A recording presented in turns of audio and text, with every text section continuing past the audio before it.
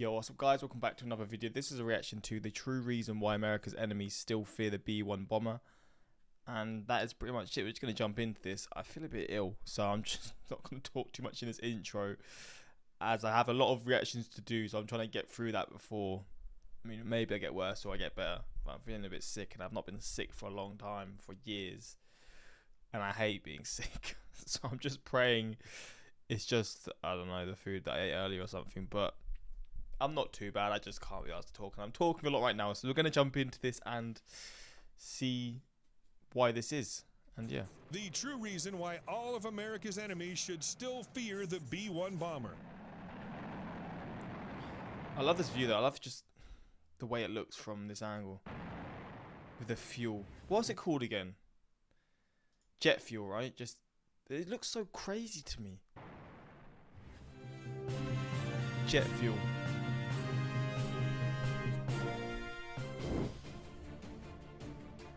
Huge, yet surprisingly sleek and agile, the U.S. Air Force's B-1 Lancer strategic bombers, popularly dubbed Bones for B-1, circles over battlefields in Syria and Afghanistan like angels of death, dispensing GPS-guided bombs from on high. Yet the B-1 started out as an overpriced nuclear bomber that was arguably obsolete by the time it entered service.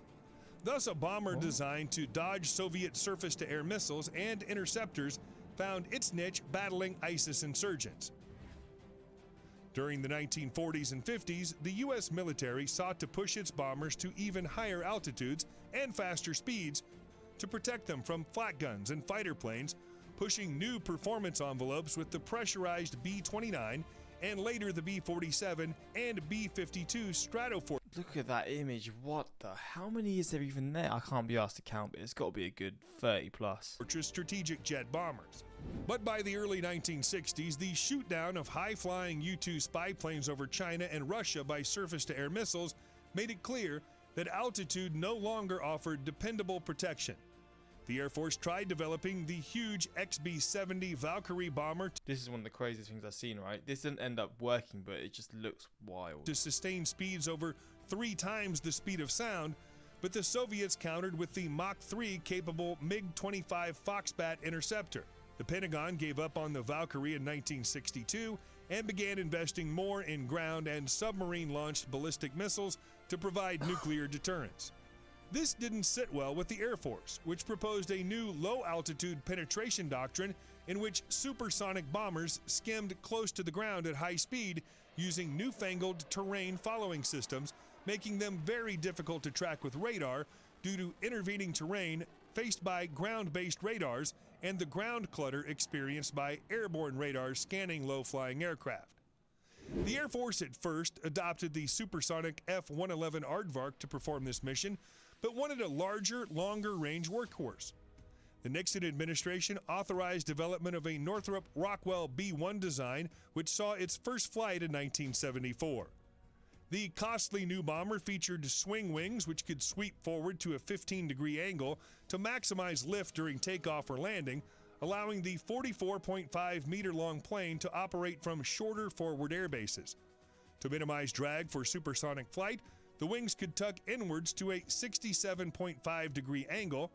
At high altitude, the 4 B-1A prototypes could achieve up to 2.2 times the speed of sound, assisted by 2 flexible vanes situated under the nose that helped stabilize airflow. However, by the mid-1970s, the Pentagon was aware of the Soviet Union's development of new MiG-31 Foxhound interceptors. Can't lie, this looks pretty crazy as well. Look at this. This looks wild. Equipped with Zaslon Doppler radars that could sift out ground clutter, making low-altitude penetration highly risky. Meanwhile, U.S. B-52s were receiving nuclear-tipped AGM-86 air-launched cruise missiles that could be launched from well beyond the range of Soviet air defenses. Advised that the air-launched cruise missiles were adequate and that the B-1's concept was outdated, President Jimmy Carter canceled the expensive B-1 in 1977, believing it more sensible to invest in the top-secret B-2 stealth bomber. Maybe it was because that is one of the most iconic ones, right? Instead, 4 years later, a newly elected Reagan, who had blasted Carter for canceling the B-1, revived the Bones with an order for 100 aircraft. This time, the Air Force sought a cheaper, revised B-1B model, which could fly further, 6,000 miles, with heavier payloads, but at a reduced high-altitude speed of Mach 1.2, 830 miles per hour, or Mach 0.95 at low altitude. This was because the aircraft's 4 F-101 afterburning turbofans nestled into the wing roots were no longer designed to swing back with the wings. There was no longer any pretense that the B-1 would outrun fighters and air defense missiles. Instead, the B-1B's aluminum and titanium skin surfaces were reshaped and coated with radar-absorbent materials to reduce radar cross-section to just 2.5 meters, roughly that of a small F-16 fighter. Though far from being a stealth plane, the B-1 would not be susceptible to detection and targeting at very long range like a B-52 would. The crew of 4 included a pilot, co-pilot, weapons officer, and a defensive systems officer who operated a suite including powerful radar jammers and oversized flares for decoying heat-seeking missiles. An APQ-164 passive electronically scanned array multi-mode radar designed for low probability of intercept could snoop out the positions of enemy fighters and radars, as well as scan the ground for specific targets. The B-1B had 3 internal bomb bays, allowing it to carry up to 24 B-61 or 1.2 megaton B-83 nuclear gravity bombs between them, Jesus. each many times more powerful than the atomic bombs dropped on Japan. Alternately, the B-1 could lug up to 84 Mark 82 500-pound gravity bombs, or the equivalent weight in larger bombs.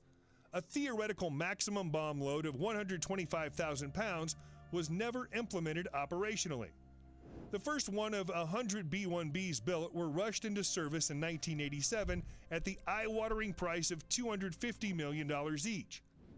However, the Lancer suffered a string of early mishaps, ranging from engine Looks a bit like a penguin for me. fires to the defensive countermeasures jamming the B-1's own radar.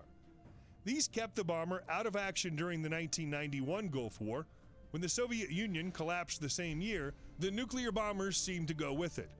However, the Air Force upgraded the Bones with GPS and the ability to use the Joint Direct Attack Munition, JDAM precision-guided bombs, and tow ALE-50 decoys to divert hostile radar-guided missiles.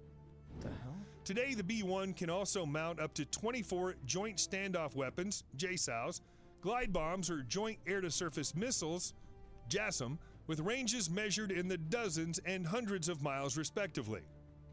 The B-1 remains well-liked by pilots for its unusual maneuverability and responsiveness for an aircraft of its size. As you can see in this video, in the early 2000s, Boeing even floated a concept for Mach 2 capable B-1R model using the F-119 turbofans or the F-22 Raptor and armed with air-to-air missiles. However, the Bones fully came into its own during the U.S. campaign to overthrow the Afghan Taliban in 2001. Afghanistan was simply too far for the Pentagon's land-based fighters to fly without lots of aerial refueling. But B-1s based in the Indian Ocean out of Diego Garcia could fly over Afghan airspace and loiter overhead for hours at a time. The Bones brought to the table their huge payload and their ability to pickle dozens of inexpensive GPS-guided 2,000-pound JDAM bombs precisely onto targets designated by ground forces. The B-1 thus became a form of flying artillery orbiting overhead on call as ground troops ferreted out enemy positions and marked them for destruction. In 2008, B-1s were outfitted with Sniper XR targeting pods under their noses so they Sniper? too could designate their own targets. Oh, wow. Bones went on to See, whenever I see these images of these bombs coming out, it always baffles me, man. Look at how many there are. deliver huge bomb loads in conflicts in Iraq, What the Libya, fuck? and Syria. For example, B-1s played an instrumental role in preventing the fall of the besieged Kurdish enclave in Kobane, Syria in 2014, dropping 660 bombs that killed an Fuck. estimated 1,000 ISIS fighters. Flipping hell. 4 years later, Lancers were used to launch 19 JASSM cruise missiles as part of a punitive strike against Bashar al-Assad. As of 2017, 62 B-1s remain in service, with the Lasted a long time, to be fair. 7th and 28th Bombardment Wings based in Texas and South Dakota respectively. though aircraft are often operationally deployed to Diego Garcia and Al Udeid Air Base in Qatar. Ironically, the B-1s are basically good at the same things the B-52 remains useful for, carrying lots of bombs and missiles over long distances and launching them at adversaries that can't shoot back. The Bone is faster than the B-52, can carry heavier payloads, has more modern avionics, and is less conspicuous on radar. However, these advantages only marginally improve its survivability versus modern SAMs and fighters. Practically, the Air Force planners want to keep B-1s as far away from these threats as possible. The Air Force plans on retiring the B-1 bomber by 2036, while the B-52 is slated to remain active well into the 2040s and possibly beyond. While the B-1 is slightly cheaper to operate at $63,000 per flight hour, the B-1 reportedly is more difficult to maintain, 74 man-hours of maintenance for every flight hour, and thus suffers from low readiness rates of 50%. The B-52 comes out to 62 hours and 80% in these metrics. Therefore, the Bone may be retired after a respectable half-century of service. Until then, the huge swing wing bombers will continue to receive upgrades and may yet again be adapted to fit the Pentagon's evolving warfighting needs, such as potentially hunting ships with long-range missiles. Well, it's lasted a long time as it is, so I mean, it's done its business that it needs to do for that long. It's pretty crazy how something can last for so long. Obviously, they've updated it and stuff, but with how fast technology advances, it's like the fact that it can still be in use. Again, they're going to be updating it and stuff, but the fact that it's still seen as a viable option, a very viable option, it's really important, and all this sort of stuff is crazy, but it shows how ahead of its time it really was, right? This is an American plane. It's not measured in meters. It's measured in bald eagles and freedom per mile. Fuck, you know. Hopefully you enjoyed this reaction. And yeah, until next time, like, subscribe. Actually, firstly, have any of you flown one of these? I don't know what the chances of that, but maybe you have. Maybe you currently do. Maybe you're right now, you are flying in one. Okay, I'm joking. But yeah, let me know if you have flown one of these before. And yeah, I'd just be interested in seeing that. But yeah, if you enjoyed, let me know in the comments. And yeah, until next time, like, subscribe, and peace.